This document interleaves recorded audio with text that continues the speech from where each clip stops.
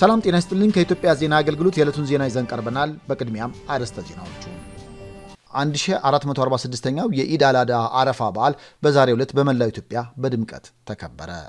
የኢትዮጵያ መንግስት ደፋር የማክሮ ኢኮኖሚ ማሻሻያ እርምጃዎችን በመውሰዱና ሁኔታዎችን በመቀየሩ ሀገሪቷን ወደፊት እንድትጓዝ ማስቻሉን አምባሳደር ኤርቪን ማሲንጋ ተናገሩ።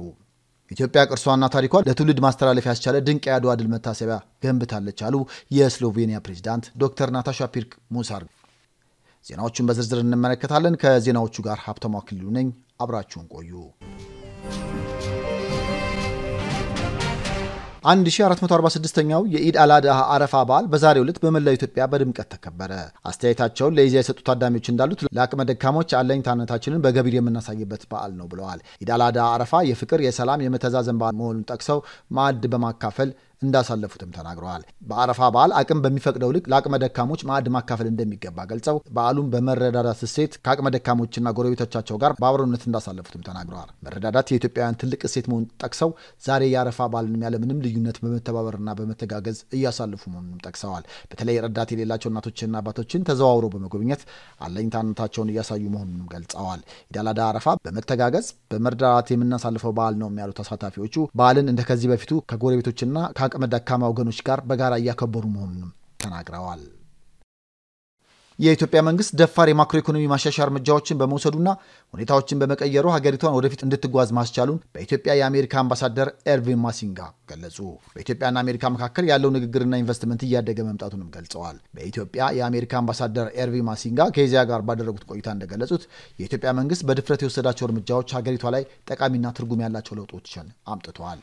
ከማሻሻያዎቹ መካከል የውጭ ምንዛሬ ተመን አንዱ መሆኑን አስታውሰው ይህ ማሻሻያ በመደረጉ ለበርካታ ዓመታት ያልታየ የውጭ ምንዛሬ ገበያ መረጋጋት መከሰቱን ጠቁመዋል። የኢትዮጵያ መንግስት ቁልፍ ውሳኔዎችን በማሳለፉ የተገኙ ለውጦች መኖራቸውን ያመለከቱት አምባሳደሩ በዚህም የመንግስትን ጥረት አድንቀዋል። በኢትዮጵያና አሜሪካ መካከል ያለው ንግድና ኢንቨስትመንት እያደገ መምጣቱ የገለጹት አምባሳደር ማሲንጋ በቀጣይም በሁለቱ ሀገሮች መካከል ያለውን የንግድ ግንኙነት ለማስፋፋት ፍላጎት መኖሩን ተናግረዋል። ኢትዮጵያ ሰፊ የወጪ ንግድ አቅም እንዳላት ያብራሩት አምባሳደሩ በተለይም የቡና፣ የሻይ፣ ጤፍ፣ አበባ እና የማዕድን ሀብቶችን ወደ አሜሪካ በመላክ የውጭ ምንዛሬ የማግኘት አቅም እንዳላትም ጠቁመዋል። ቀደም ሲል ኢትዮጵያ የግሉ ዘርፍ ተሳትፎን የሚገድብ የኢኮኖሚ ማዕቀፍ ውስጥ ስትንቀሳቀስ መቆየቷን አውስተው አሁን ያለው መንግስት የግሉን ዘርፍ ተሳትፎ ለማሳደግ የወሰደው የፖሊሲ እርምጃንም አድንቀዋል። በአሁኑ ወቅት ቡናን ጨምሮ ወደ አሜሪካ የሚላኩ ምርቶችን ለማስፋት ትልቅ እድል መኖሩን ጠቁመው እነዚህን እድሎች ለማስፋትም ከኢትዮጵያ መንግስትና የንግድ ማህበረሰብ አባላት ጋር በጋራ እንደሚሰሩ አረጋግጠዋል። በኢትዮጵያና በአሜሪካ መካከል ያለው ዘላቂ ትብብርን ያደነቁት አምባሳደር ማሲንጋ የኢትዮጵያ አየር መንገድ በሁለቱ ሀገራት መካከል ያለውን የቆየ አጋርነት የሚያጎላ ነው ሲሉም ጠቅሰዋል።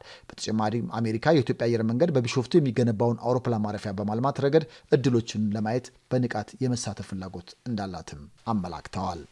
ኢትዮጵያ ቅርሷና ታሪኳ ለትውልድ ማስተላለፍ ያስቻለ ድንቅ የአድዋ ድል መታሰቢያ ገንብታለች አሉ የስሎቬኒያ ፕሬዝዳንት ዶክተር ናታሻ ፒርክ ሙሳር። ለይፋዊ የስራ ጉብኝት በአዲስ አበባ ቆይታ ያደረጉት የስሎቬኒያ ፕሬዝዳንት በአድዋ ድል መታሰቢያ የአበባ ጉንጉን በማስቀመጥ የድል መታሰቢያውን ተዘዋውረው ተመልክተዋል።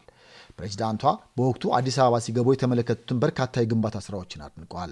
አዲስ አበባ የአፍሪካ ህብረት መቀመጫ፣ የዓለም የዲፕሎማሲ ማዕከል እንደመሆኗ በመዲናዋ የሚከናወኑ የኮንስትራክሽን ስራዎች የሀገሪቱ እድገት ማሳያዎች ናቸው ብለዋል። ኢትዮጵያና ስሎቬኒያ ሁሉን አቀፍ ዲፕሎማሲያዊ ግንኙነታቸውን ለማጠናከር በተለያዩ የትብብር መስኮች እንደሚሰሩ አረጋግጠዋል። የስሎቬኒያ ልማት ፈንድ በቀጣይ በኢትዮጵያ በተለያዩ የልማት ዘርፎች በተለይም በንብ ማነብ ልማት ላይ በስፋት እንደሚሰማራም ገልጸዋል። ኢትዮጵያ የዓለም ጥቁር ህዝቦች የነጻነት ምልክት የሆነው የአድዋ ድል ባለቤት መሆኗን ያነሱት ፕሬዝዳንቷ እንደ አድዋ ድል ያሉ ታሪኮችን በመጠበቅ ረገድ ኢትዮጵያ ያከናወነችው ተግባር የሚደነቅ ነው ብለዋል። እያንዳንዱ ሀገር ቅርሱና ታሪኩን መንከባከብ እንዳለበት በመጥቀስ በአዲስ አበባ የተገነባ የአድዋ ድል መታሰቢያም የዚህ ማሳያ መሆኑን ጠቅሰዋል። ኢትዮጵያ ታሪካዊ ቅርሶቿን ለመመልከት ለሚመጡ ሁሉ ማሳየት የምትችልበት ድንቅ ሙዚየም እንዳላትም ተመልክቻለሁ ብለዋል። የስሎቬኒያ ሪፐብሊክ ፕሬዝዳንት ዶክተር ናታሻ ፒርክ የኢትዮጵያ ቆይታ የሀገራቱን የሁለትዮሽና የባለብዙ ወገን የዲፕሎማሲያዊ ትብብር ወደ ላቀ ደረጃ የሚያሸጋግር መሆኑን በውጭ ጉዳይ ሚኒስቴር የአውሮፓና አሜሪካ ጉዳዮች ዳይሬክተር ጀነራል አምባሳደር አብርሃም መንግስቱ ገለጹ። የስሎቬኒያ ሪፐብሊክ ፕሬዝዳንት በኢትዮጵያ ይፋ የስራ ጉብኝታቸውን አጠናቀው ወደ ሀገራቸው ተመልሰዋል። ፕሬዝዳንቷ ወደ ሀገራቸው ሲመለሱም የፌዴሪ ፕሬዝዳንት ታዬ አጽቀሥላሴ ቦሌ ዓለም አቀፍ አየር ማረፊያ ተገኝተው ሽኝት አድርገውላቸዋል። የፕሬዝዳንት ዶክተር ናታሻ ፒርክ ሙሳር የኢትዮጵያ ቆይታን አስመልክቶ በውጭ ጉዳይ ሚኒስቴር የአውሮፓና አሜሪካ ጉዳዮች ዳይሬክተር ጀነራል አምባሳደር አብርሃም መንግስቱ ለኢዜአ ማብራሪያ ሰጥተዋል። የስሎቬኒያ ሪፐብሊክ ፕሬዝዳንት በኢትዮጵያ የሁለት ቀናት ይፋ የስራ ጉብኝት ባደረጉበት ወቅት በአድዋ ድል መታሰቢያ የአበባ ጉንጉን በማስቀመጥ ጭምር ስኬታማ ቆይታ ማድረጋቸውን ገልጸዋል። በቆይታቸውም ከጠቅላይ ሚኒስትር ዶክተር አብይ አህመድ ጋር በሁለትዮሽ ቀጠናዊና ዓለም አቀፋዊ ጉዳዮች ላይ የሀገራቱን ለንተናዊ ዲፕሎማሲ ትብብር የሚያጠናክር ምክክር አድርገዋል ብለዋል። የስሎቬኒያ ፕሬዝዳንት ያው ከአንድ ቀን በፊት የሁለት ቀናት የስራ ጉብኝት ለማድረግ በሀገራችን መምጣታቸው ይታወሳል። በነበራቸው ቆይታም የአድዋ ሙዚየም ጎብኝቶ የአበባ ጉንጉን አስቀምጧል። ከዛ በተጨማሪም ከክቡር የፌዴሪ ጠቅላይ ሚኒስትር ዶክተር አብይ አህመድ ጋር የሁለትዮሽ ግንኙነት ቀጠናዊና ዓለም አቀፋዊ ጉዳዮች ላይ ምክክር አድርጓል።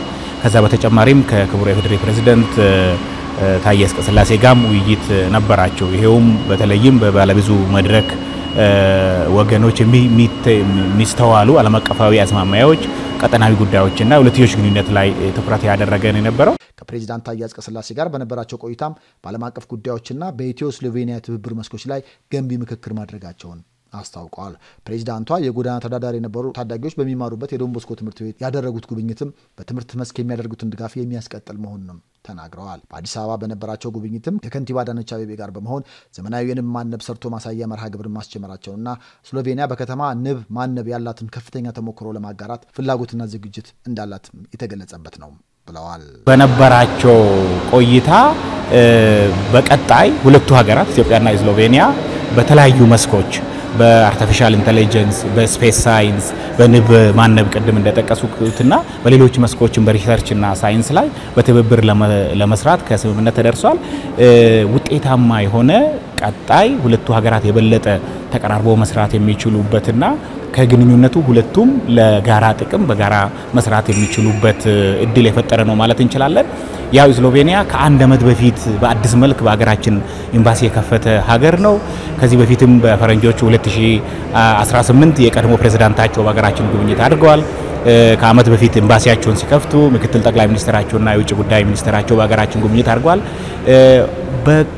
በቅርብ ዓመታት የበለጠ ተቀራርቦ የመስራት አዝማሚያ ምልክት እየታየ ነውና ይሄ ይበልጥ ተጠናክሮ ከቀጠለ ሁለቱ ሀገራት የበለጠ ተጠቃሚ ሊሆኑበት ግንኙነት ሊፈጠር ይችላል ብለን መውሰድ እንችላለን። ዜናው አበቃ። ሰላም ቆዩ።